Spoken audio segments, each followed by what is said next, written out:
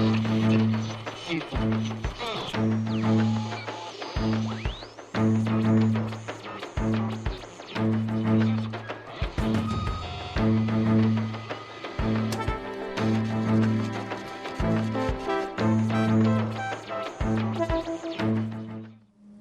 du complotisme en général? Est-ce que c'est un fléau contre-productif ou plutôt est-ce qu'on peut considérer ça comme un réflexe sain de citoyens souhaitant rationaliser les événements de l'actualité et qu'est-ce que vous pensez par exemple des thèses qui ont suivi, des thèses qualifiées de complotistes qui ont suivi les événements de Paris? D'abord, oui, d'accord. Je vais répondre à votre question en deux temps. La première, relever un implicite dans la question. C'est qu'en règle générale, quand on parle de théorie complotiste, on regarde toujours des milieux marginalisés, rarement du côté du pouvoir. Or, j'aimerais rappeler que les premiers théoriciens du complotisme actuellement, ce sont nos politiques. Quand je développe la question de la migrophobie de manière générale, la question de cette représentation que les immigrés viendraient envahir et mettre en danger notre système social est une théorie complotiste. L'islamophobie est une théorie complotiste. Une des porte-paroles de l'islamophobie, Caroline Fourest pour la nommer, parce qu'il est important de la nommer pour ce qu'elle est, à savoir un symbole de l'islamophobie, un discours complotiste. Je peux vous renvoyer à cet article qu'elle a publié dans le Wall Street Journal, qui est le journal américain réac par excellence, dont le titre c'est The War for Arabia, donc la guerre de Rabbi ou pour le Rabbi, qui est à l'islamophobie ce que le protocole des sages de Sion est à l'antisémitisme, à savoir la représentation d'une cinquième colonne musulmane qui en Europe travaillerait à miner les fondations de la civilisation, thèse d'ailleurs qu'elle développe dans le Manifeste des 12 avec des gens comme BHL, où elle met justement l'islamisme à la suite du fascisme, du nazisme et du stalinisme comme menace globale et totalitaire. Allez donc demander aux Grecs, aux Italiens, aux Espagnols, aux Irlandais, aux Islandais et aujourd'hui, voire demain, aux Belges et aux Français, lorsqu'ils auront compris que quand ils n'auront plus rien à manger, plus rien dans leur assiette, que le foulard ne se mange pas, allez leur demander quels sont les vrais problèmes. Donc voilà des théories complotistes. La question de l'immigration en Belgique a toujours été complotiste. Mais d'autres pourraient dire que les menaces terroristes sont un danger contre... Non mais on va arrêter avec cette histoire de terroriste. Je veux dire, les actes de guerre. Le terrorisme est une manière de faire la guerre. Sartre disait, le terrorisme, c'est la manière de faire la guerre du pauvre. Donc alors posons directement la question de la guerre. Qui mène la guerre? Qui sont les principaux vendeurs d'armes de la planète? Ce sont nos représentants. C'est la France, c'est l'Angleterre, c'est les États-Unis, c'est la Chine, c'est la Belgique. La Belgique est le troisième fournisseur d'armes, je ne sais plus si c'est dans le top 3 des fournisseurs d'armes au Mexique, par exemple. Et bien que ce n'est même pas une guerre, c'est une guerre civile larvée. Là, c'est la répression paramilitaire, c'est-à-dire que l'État ne veut pas se salir les mains et délègue l'assassinat de ses opposants à des organes mafieux ou paramilitaires. Nous les armons. La Palestine également, Birzeit, l'aéroport de Birzeit, est une plateforme d'exportation d'armes. Nous participons de l'occupation de l'Afghanistan. Nous avons ramené la Libye et l'Irak au Moyen-Âge. Nous avons détruit les structures de l'État en Somalie jusqu'au cœur de l'Europe avec l'ex-Yougoslavie. Quand vous dites nous, donc, ce sont nos pays, nous les avons élus, nous avons... Le citoyen moyen a une responsabilité dans la politique qui est menée en son nom. Il a une responsabilité. Nous sommes responsables au regard de l'humanité, de ce qui est fait en notre nom, de la même manière que nous plaidons le BDS qui vise les citoyens israéliens au nom de leur État, nous sommes également redevables et comptables des actions politiques menées par nos gouvernements. D'accord, mais dans ce cas-là, quand on Notez que ce n'était pas la question initiale. Non. La seule manière de lutter contre les terrorismes est de ne pas initier la guerre. Le terrorisme n'est, et là je cite Sartre, n'est que la réponse du pauvre aux guerres occidentales. Et quand elle n'est pas la réponse du pauvre, je dirais qu'elle est la réponse idéologique. Mais vous savez, pour les nazis, ce que nous appelons résistants étaient considérés comme terroristes. Ce sont que des mots, ça. Je veux dire, on ne fait pas des attentats, mais les Yéménites n'en ont rien à fiche de ce qui se passe en France. Si les Yéménites, si Al-Qaïda Yémen pose une action paramilitaire, donc terroriste ou violente en France, mais Ben Laden le dit lui-même. Ben Laden a écrit « Vous ne vous êtes jamais posé la question de savoir pourquoi est-ce que nous avons ciblé les tours du World Trade Center et pas attaqué la Suède ?» Ils ont une rationalité. Soit vous dites que ces gens-là sont des barbares, c'est-à-dire que vous avez une lecture raciste, des choses comme nous avons dit des nazis qu'ils étaient des barbares. Non, les nazis n'étaient pas des barbares. À leur époque, c'était la crème de la civilisation blanche. Berlin était la Mecque des sciences et des arts. Donc on ne comprend pas le nazisme si on ne rend pas compte de la dimension politique, idéologique et civilisationnelle de l'intelligence mobilisée au nom du racisme. Et nous devons aujourd'hui ne pas tomber dans le même piège. Les acteurs politiques ont une rationalité. Ils ont un agenda, ils ont des raisons de faire ce qu'ils font. Laquelle est-elle? Ils le disent eux-mêmes. La résistance. La résistance à quoi? La résistance à l'occupation, l'invasion ou en tout cas la violence occidentale.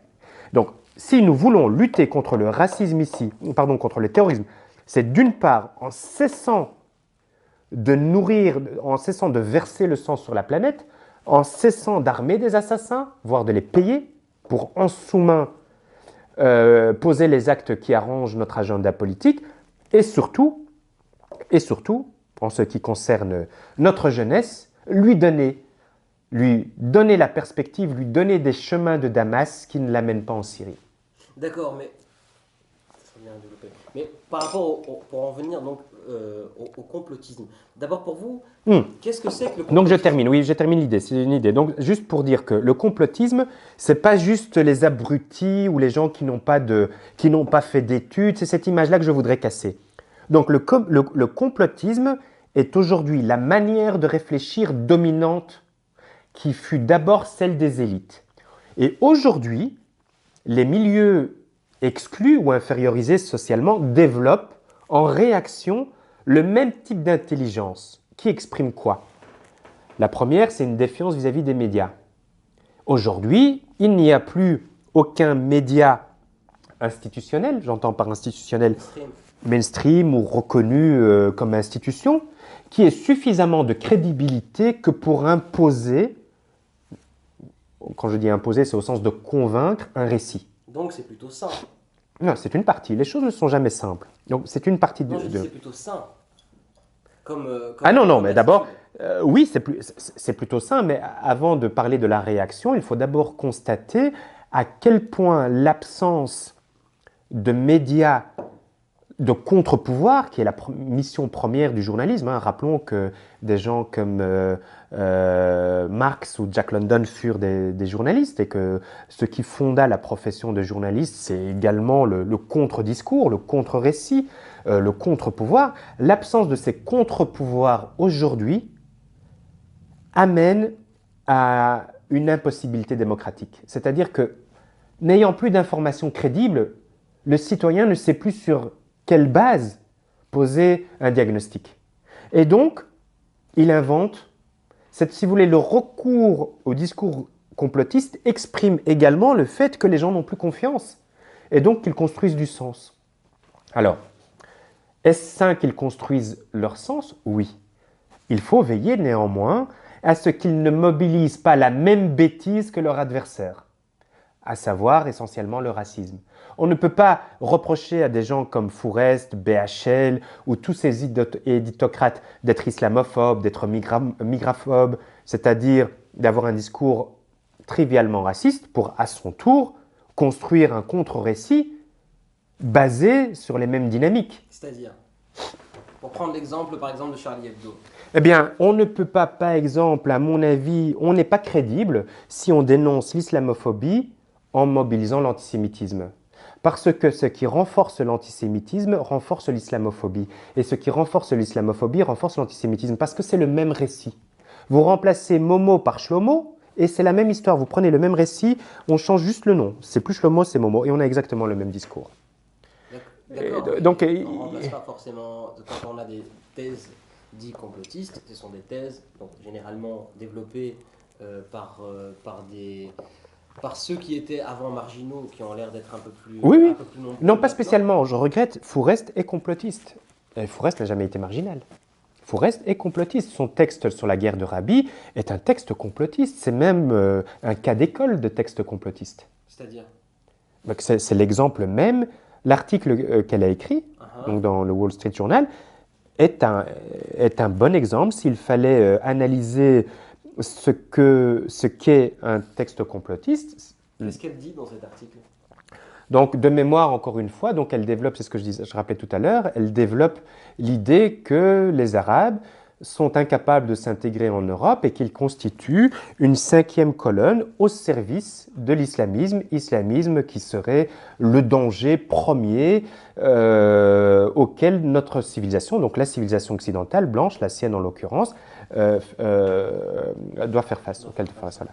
Donc pour répondre à votre question, donc j'ai commencé par un premier élément, c'est de bien dire que le complot n'est pas une forme de récit situé dans les classes paupérisées telle que le discours dominant la présente, mais bien comme étant une forme de récit dominant actuellement. Quel que soit de Fourest à Soral, pour le dire plus clairement, nous sommes dans des expressions complotistes. Pour l'un, c'est le juif, pour l'autre, c'est le musulman. Vous voyez ? Pour quelqu'un comme Soral, il lui dira la première menace auquel doit faire face la République, c'est le juif. Ben, Fourest dit la même chose. Elle a juste remplacé juif par musulman. Mais ils disent exactement la même chose. Pour me faire oui, fais-toi l'avocat de diable, il n'y a pas de souci. En l'occurrence, on a quand même des exemples et des événements concrets qui supportent... Sois concret alors, par exemple. Le CRIF, la réunion du CRIF, la réunion annuelle du CRIF. Oui, non mais... Si on parle de mainmise sioniste sur la France ou de mainmise de la communauté juive, après ça c'est évidemment des gens qui veulent faire un rapprochement entre sionisme et judaïté. Dire ce que je dis ne contredit pas ce que vous dites. Que le juif, dans la sociodicée blanche, donc dans le récit, dans le récit que le blanc, la mythologie qu'a le blanc de lui-même, le juif joue un rôle particulier. Quel est-il ce rôle ? C'est le rôle d'alibi de l'antiracisme. Après avoir exterminé pratiquement tous les juifs d'Europe, le blanc peut aujourd'hui donner une position privilégiée aux juifs, ce qu'il a, objectivement, et donc dire, mais vous voyez, je ne suis pas raciste, puisque je ne suis pas antisémite. Okay ? Il ne faut pas inverser les choses. Ce ne sont pas les juifs qui ont forcé le blanc. C'est comme si vous jugiez, par exemple, je vais faire une caricature et un parallélisme qui vaut ce qu'il vaut, mais qui permet d'expliquer les choses. C'est comme si vous aviez une famille avec 2 enfants. L'un des 2 enfants serait super gâté. Alors, vu de l'extérieur, on pourrait se dire, mais cet enfant est super gâté, il impose sa volonté aux parents. Mais il faut être un peu sérieux, c'est quand même les parents qui dominent et c'est les parents qui décident en dernier recours. Donc, si on voit le CRIF, oui, le CRIF est un lobbyiste et il a du pouvoir, mais exclusivement sur la question israélienne. Et j'ai envie de dire que nous ne devons pas tomber dans le piège. Le problème palestinien exprime une dimension de la colonialité. Mais la question du monde, la question de nos sociétés ne se résume pas à la question palestinienne. Je veux dire, si demain nous avons une Palestine libre et émancipé du sionisme, ça ne veut pas dire pour autant que c'est le temps des cerises et qu'il n'y a plus de problème sur la terre. Non, non, c'est clair. Et bien voilà, or, Soral, en faisant du sionisme le problème majeur et exclusif des Français, occulte cette réalité-là. Le premier problème aujourd'hui des Français, ce sont d'abord les problèmes qui se posent à eux dans leur réalité concrète. L'accès au logement, au travail, le niveau de vie, les soins de santé et ainsi de suite. Oui. Lui parle de... Enfin, il me semble, à moins que j'ai mal compris. Oui. Lui... Et par ailleurs, et je voudrais terminer, les lobbies sionistes ont une influence sur le politique, sur la question sioniste, mais ça s'arrête là, hein, que je sache. Mais non, justement, enfin, Ouais, non, je dis non. alors il faut pouvoir en témoigner, je veux dire. Je vous dirais que les lobbies financiers ou les lobbies pharmaceutiques ont au moins, pour les lobbies pharmaceutiques, ils ont au moins autant d'influence, à mon avis plus d'ailleurs, et la banque a infiniment plus d'influence, et là je ne mets aucun... je veux dire, j'assume le propos dans sa forme la plus affirmative. La banque a de tout temps eu une emprise sur l'État français infiniment plus grande que celle des sionistes, qui n'existe, je dirais, que depuis peut-être 30 ans, 40 ans. Il y avait un embargo sur Israël dans le monde arabe, qui a été levé par qui? Qui a été levé par l'Arabie saoudite. L'Arabie saoudite qui a participé de la levée de l'embargo sur Israël au prix de son admission à l'OMC. Est-ce qu'on va dire quoi? Que les sionistes dominent l'Arabie saoudite? C'est ce que prétendent la plupart des gens. D'accord, alors soyons concrets. Alors, ils font comment? Il ne suffit pas de prétendre, il faut pouvoir expliquer. Comment font-ils? Comment les Juifs, puisque c'est de ça qu'il s'agit, Oui. arrivent à imposer un pouvoir en Arabie saoudite? Par la banque. C'est-à-dire que les avoirs des Saoudiens sont... Toutes les banques sont juives? Non, du tout. Bon alors. Du tout. Mais... Non, mais attends, parmi les plus grands financiers aujourd'hui de la planète, il ne faut pas sous-estimer le nombre de banquiers arabes ou de banques arabes. Je veux dire, les Qataris sont de très hauts financiers. Donc il ne faut pas généraliser de manière arbitraire. La pratique de la banque, la fonction de la banque, dans l'histoire de la banque, au départ, si on remonte par exemple à la Grèce antique, les banquiers étaient des étrangers ou des esclaves parce que la relation à l'argent était considérée comme impure. C'était encore une belle notion. Et donc, seules des minorités pouvaient faire le travail de banquier. Ce qui fut le cas également en Europe. Du haut temps, lorsque, par exemple, vous aviez une église forte qui condamnait la pratique de l'usure ou des activités bancaires, un certain nombre de juifs ont développé une pratique, mais ce n'est pas ontologique, ils ne sont pas nés comme ça c'est la conclusion de truc de l'histoire. Alors maintenant, dire par contre, on ne peut absolument plus dire, ça veut dire que ça n'a aucune réalité de réduire le monde de la banque au milieu juif. Si on regarde, il suffit de regarder l'histoire américaine. Ça ne veut pas dire pour autant qu'il n'y a pas de juifs banquiers, c'est pas ça que ça veut dire, mais on ne peut pas dire que tous les banquiers sont juifs. Non, bien sûr. Et d'ailleurs, ni même de dire que tous les juifs sont riches. Il suffit de voir, en Israël, la pauvreté est un problème économique grave. D'accord. C'est pas le miel et le lait en Israël. Et il y a une population grandissante d'Israéliens, et ils ne sont pas tous palestiniens, arabes ou immigrés, qui vivent sous le seuil de la pauvreté. Paradoxalement, pour vous montrer un peu des effets politiques, tous les survivants aujourd'hui du génocide blanc des Juifs vivent sous le seuil de pauvreté en Israël. Alors qu'Israël reçoit des dédommagements allemands, par exemple, notamment du fait de... Ben ouais, ils vivent sous la pauvreté.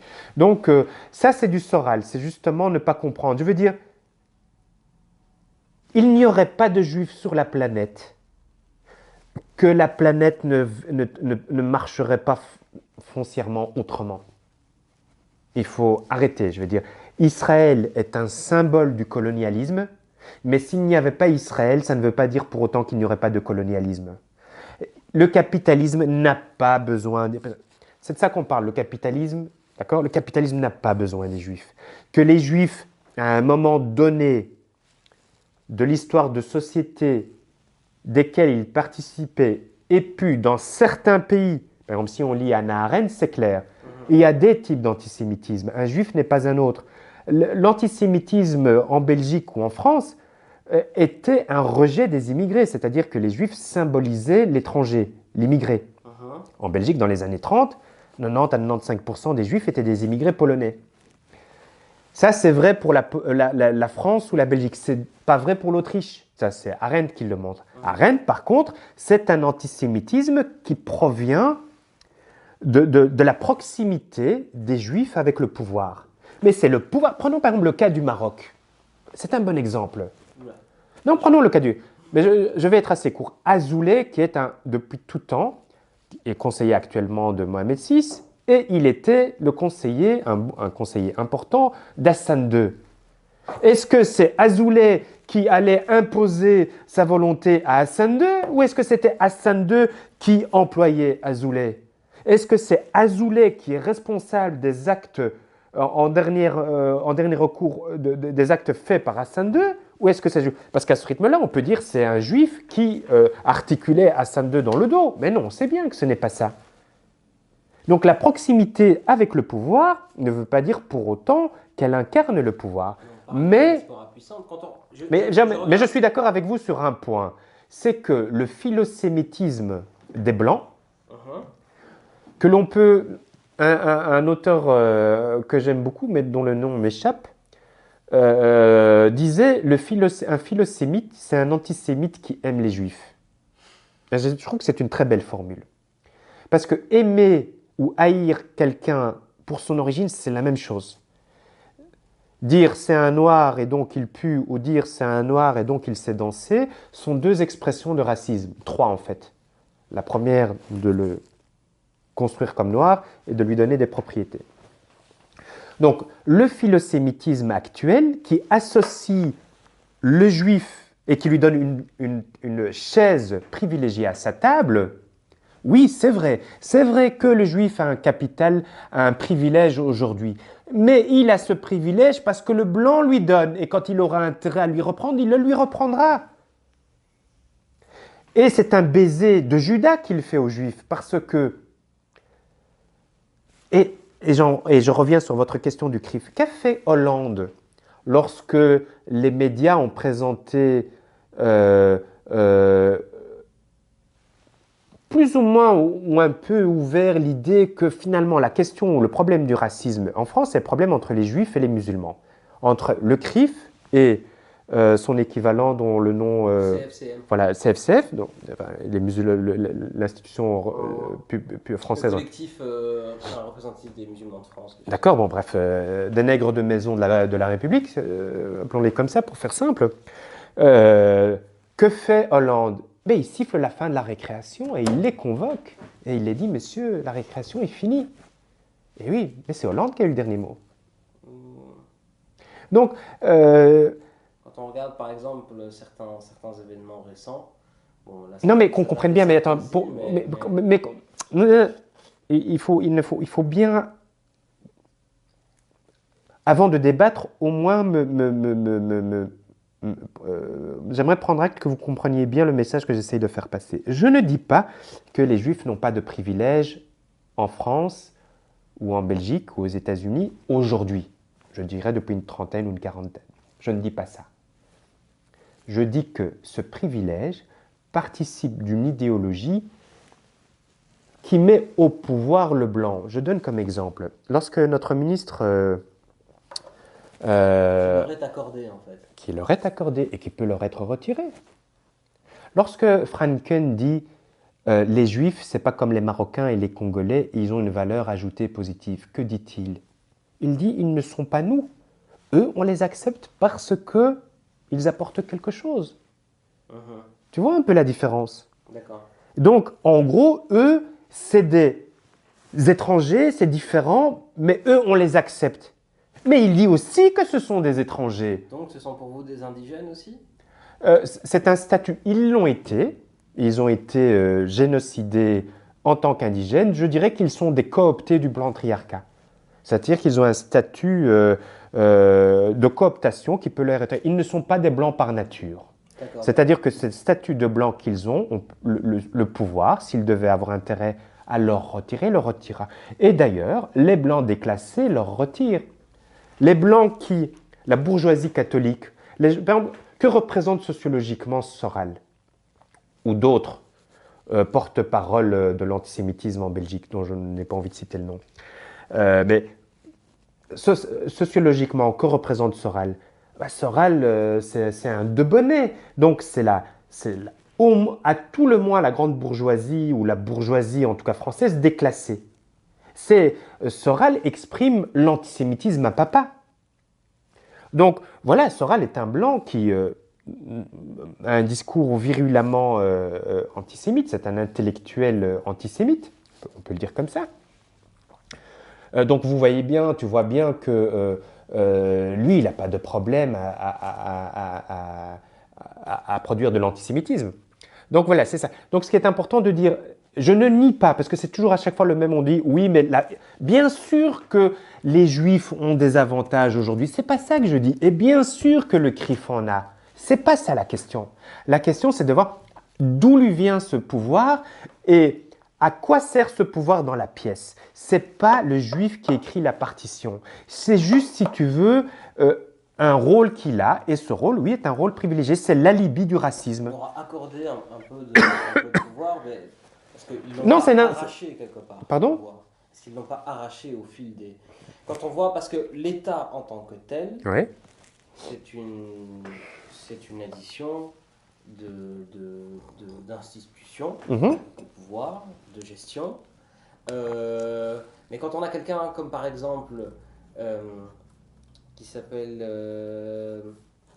Dominique Strauss-Kahn, oui, et qui a été à la tête du FMI, oui, donc aussi quand même il a été à la tête du FMI et ou des Blanfeld qui était à la tête de la Réserve fédérale, et qui ont tous deux, par exemple, Dominique Strauss-Kahn a dit à plusieurs reprises, il me semble, je me lève chaque matin en me demandant ce que je peux faire pour Israël. Je comprends tout à fait la question, et encore une fois, je ne nie pas. Non, j'ai pas dit que tu... Oui, non, mais j'y réponds. Je te dirais que la majeure partie des sionistes ne sont pas juifs. Le lobby sioniste, un des lobbies sionistes les plus puissants aux États-Unis, qui fait à peu près 30 millions de personnes, ce sont les évangélistes. Ah oui, c'est vrai. Voilà. Tout simplement. Alors... Donc, je ne dis pas... Strauss-Kahn, le problème, c'est que Strauss-Kahn, il est quoi? Il est blanc, il est juif, c'est un gros bourge. Tu vois, il ne faut pas essentialiser les gens. Donc, le président de BDS Maroc s'appelle Sion. Voilà, il s'appelle Sion, il est juif. Eh bien, c'est le patron de BDS Maroc. BDS, qui, rappelons-le, est le mouvement de boycott, de désinvestissement et de sanctions d'Israël. Et sans compter les centaines d'intellectuels juifs critiques d'Israël. Et ça va à des postures extrêmement radicales comme... Exactement. Donc, on doit être super attentif à ne pas être antisémite. Non pas par philosémitisme. Alors là, moi, les juifs, je n'ai rien ni pour, ni contre. Ok ? Je suis attentif à lutter contre l'antisémitisme parce que l'antisémitisme est un clou de mon cercueil. C'est par intérêt égoïste que je dénonce l'antisémitisme. Parce que l'antisémitisme est une forme de discours raciste, que nous vivons dans une époque où l'islamophobie est dominante, et donc tout ce qui renforce le récit raciste renforce l'islamophobie.